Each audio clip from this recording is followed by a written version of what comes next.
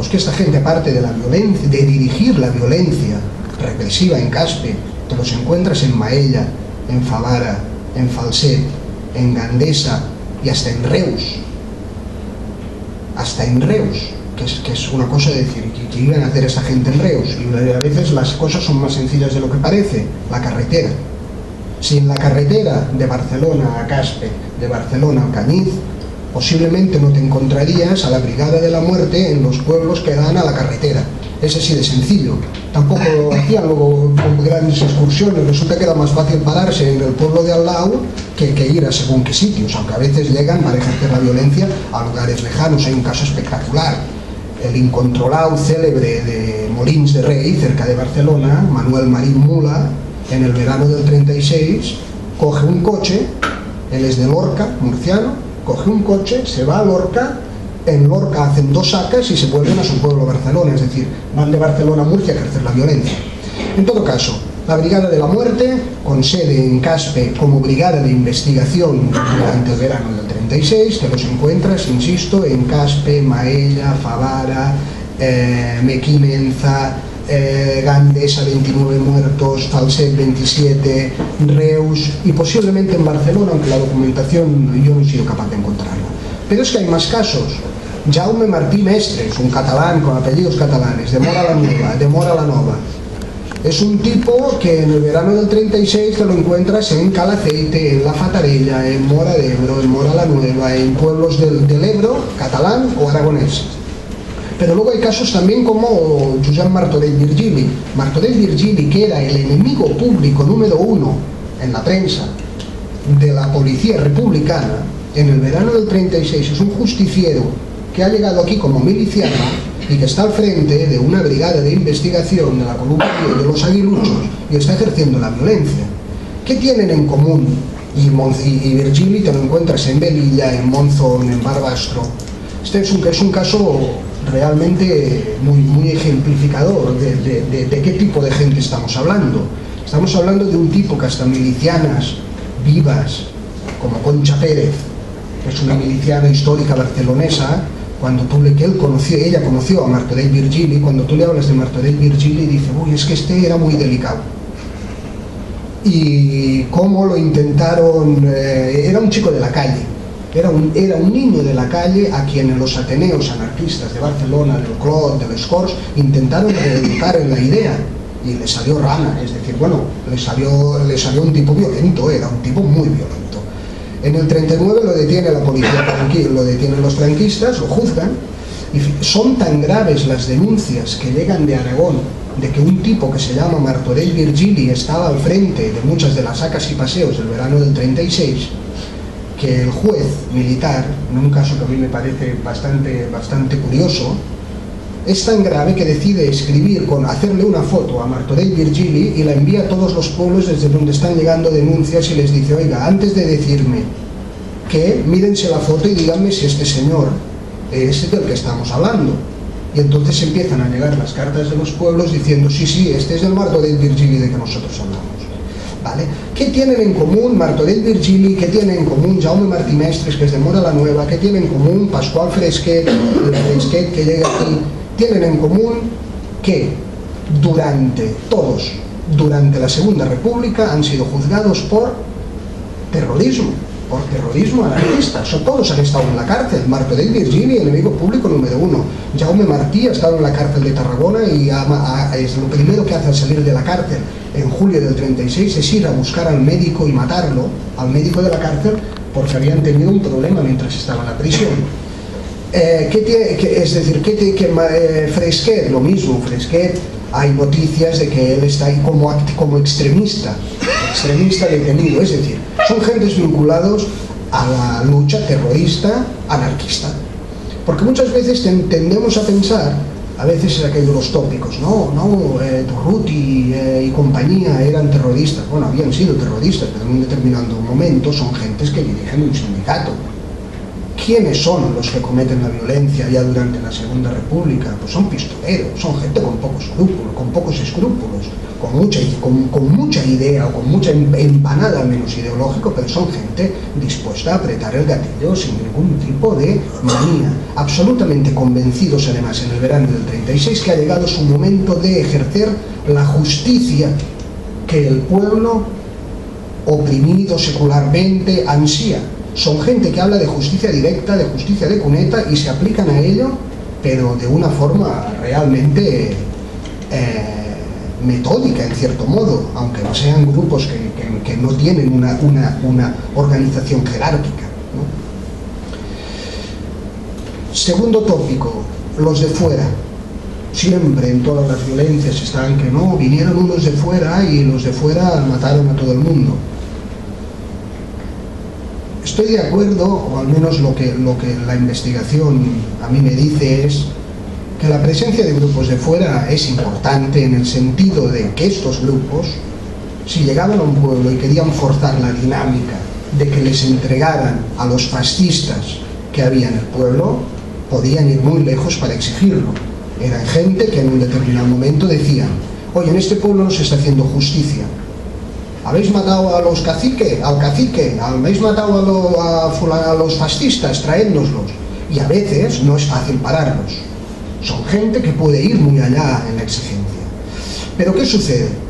Que cuando analizas los asesinados en la violencia del verano del 36, tanto en Cataluña como en la parte que toca Aragón, te das cuenta que esta gente, como yo digo, a veces no son asesinos de McDonald's, en el sentido de que no les importa quién están asesinando. Ellos no entran aquí, nos matan aquí, sin importarles si eres de izquierdas, de derechas, anarquista, comunista, no. Las listas que ellos tienen sentido puesto en la lógica revolucionaria de un justiciero del 36, porque tienen coincidencias. ¿De qué tipo? Los que están en las listas en casi todos los pueblos son gente que ha estado vinculada al tradicionalismo o al carlismo, gente que ha estado vinculada a los somatenes, porque como fuerzas represoras de los partidos de izquierda, gente que ha sido concejal o que ha tenido cargos importantes durante la dictadura de Primo de Rivera, gente que ha tenido cargos importantes durante el Bienio Negro en la Segunda República. Y claro, Fresquet o Martorell Virgili, ellos no tenían la información esta así como por inspiración divina, necesitaban la colaboración local, y aquí es donde necesitaban colaboraciones locales que les informaran de qué estábamos hablando, quiénes eran el perfil de fascistas. Lo que pasa es que el término fascistas en aquel verano es elástico, y tú puedes ser acusado de fascista porque un día llevas un crucifijo a la vista. Pues esto también es verdad, ¿eh? No, estamos hablando de es un término absolutamente que se utiliza tan alegremente hoy en día. Cuando pensamos en un fascista, no sé, pensamos en alguien de Falange, ¿no? O de Bacela. En aquel verano no, en aquel verano el término te pueden pegar un tiro por fascista porque tú eres un pequeño propietario de republicano, tienes una hectárea, dices a mí no me colectivizas la tierra y te pegan un tiro. Hay casos así, Jaume Martí asesina a 3 de García, que es un pueblo aquí en la Ribera de Ebro, porque son de Esquerra Republicana y de la UGT y tienen un conflicto porque estos son pequeños propietarios republicanos. Dicen que allí no se, en aquel pueblo no se va al comunismo libertario, y aparecen muertos en una cuneta. Es decir, hay que entender que el término fascista en aquel verano revolucionario no tiene la misma connotación que tiene para nosotros, no lleva, digamos, ligada a la misma información que nosotros le damos hoy, ¿no? Entonces es importante entender que en el verano del 36 había gente en todos los pueblos, estoy absolutamente convencido, partidaria de la violencia revolucionaria y convencida de que era necesario hacer limpieza, que es el término eufemístico que se utilizaba en aquel verano para hablar del asesinato, ¿no? Y en todos los pueblos había, pero a veces había pueblos posiblemente en los que había más, pero muchas veces no hace falta demasiada gente para encender la mecha de un asesinato. Una sola persona en un pueblo, convencido de que en aquel pueblo no se está haciendo justicia porque el terrateniente de toda la vida o aquel que ha sido de Falange sigue vivo, contacta con la Brigada de la Muerte y la Brigada de la Muerte puede entrar en tu pueblo enfrentándose a las fuerzas republicanas que están en el comité. Este es el caso de Falset. El caso de Falset es ejemplificador de esto. En Falset, hasta a mediados de septiembre del 36, no ha habido ni un solo asesinato. No ha habido, el convento no ha sido municipalizado ni colectivizado. No ha habido grandes colectivizaciones. Y hay una serie de personas anarquistas violentos que deciden venir a Caspe, vienen a Caspe, llaman a la puerta de la Brigada de la Muerte y les dicen que en Falset no se está haciendo justicia. Entonces le dicen, ¿por qué no se está haciendo justicia en Falset? No se está haciendo justicia por lo que os estoy diciendo. Y la Brigada de la Muerte se presenta en Falset. La Brigada de la Muerte se presenta en Falset acompañado por un pequeño grupo de anarquistas que lo primero que hace es asaltar el comité revolucionario, donde los que están son de Esquerra Republicana, de la UGT y socialistas, y asaltan el comité y les ponen la pistola en la cabeza y les dice que están allí en calidad de detenidos, y a partir de allí empieza la represión. ¿Qué es lo curioso de todo esto? Que todo esto que es tan complejo, al franquismo en el 39 le importa un pito. Me explico. Es decir, al franquismo la verdad no le interesaba. Posiblemente es aquello que dicen, ¿no? La verdad es lo primero que se pierde en cualquier guerra, ¿no? Al franquismo le interesaba explicar el terror rojo de manera que justificara su su acción represiva que se desencadenaba en el 39. Así que, por ejemplo, en el caso de Falset o en muchos otros casos, el franquismo obvia por completo que los republicanos fueron asaltados por unos tipos que llegaron de fuera y que terminaron impusiéndoles unos asesinatos. Y es que la documentación lo deja clarísimo. Insisto, hay gente que ha ido desde el pueblo que ha ido a colaborar, la colaboración es necesaria, pero no son los republicanos que están al frente de la institución. Y en cambio el franquismo lo que le interesa no es tanto el fresquet de turno que ha llegado, como acusar a las autoridades republicanas que podían gozar de un cierto prestigio o popularidad entre la gente local. Por tanto, obvia por completo la llegada de la Brigada de la Muerte y acusa sobre todo a los dirigentes republicanos que estaban al frente del ayuntamiento, a los que la Brigada de la Muerte les pone la pistola en la cabeza. Hay casos que son espectaculares en este sentido, ¿no? Es decir, en Tortosa pasa una cosa parecida. En Tortosa llega una gente que llegan de Barcelona, asaltan el ayuntamiento, y hasta aquel momento el alcalde de Tortosa, que era marcelinista del partido Marcelino Domingo, tenía las llaves de las iglesias y los conventos en unos cajones, cerradas las iglesias para que no las quemaran. Cuando llegan esta gente, lo primero que hacen es coger las llaves de las iglesias, van, las queman y empieza la represión.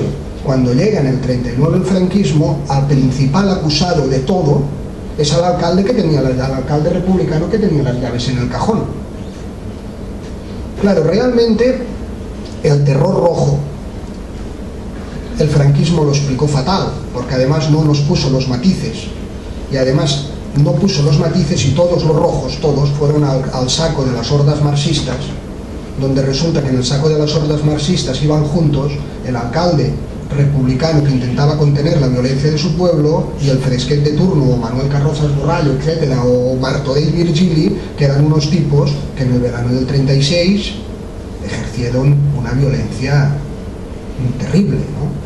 Y más allá de cuáles eran las simpatías ideológicas de cada uno, esta gente tenía un tipo de funcionamiento muy gangsteril. Habían visto mucho cine de gángsters, la estética del cine de gángsters, eran una gente a quien a mí hoy en día me seguiría dando, a mí ahora me parece aquí fresquete y me da miedo, estoy convencido. Eran una gente que te podía pegar un tiro, y tenemos historias en este sentido que son espectaculares, ¿no? Es decir, a José Luis y a mí llegamos a entrevistar a su hijo, y el hijo nos cuenta cómo yendo, él siendo pequeño, un niño, yendo con su padre por el Paseo de Gracia barcelonés, resulta que el niño recuerda que había un hombre en el suelo que tenía un golpe en la cabeza y que había naranjas por allí, que debía ser en una bolsa que llevaba, ¿vale?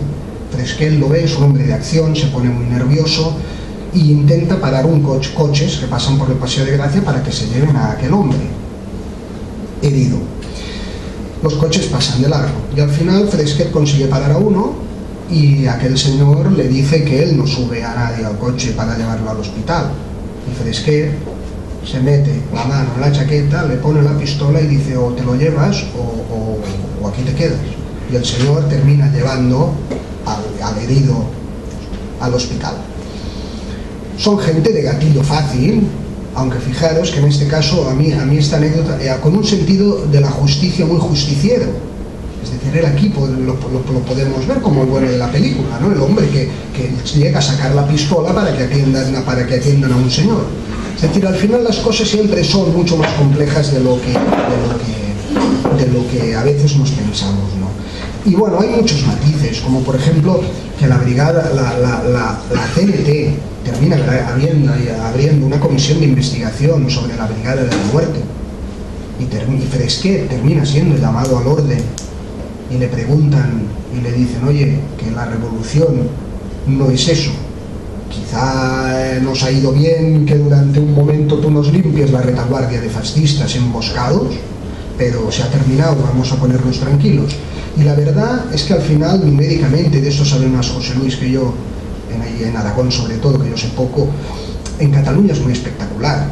En Cataluña, en la retaguardia republicana, de julio a octubre, se producen más del 60% de todas las víctimas que habrá en la retaguardia republicana durante toda la guerra. Más del 60%.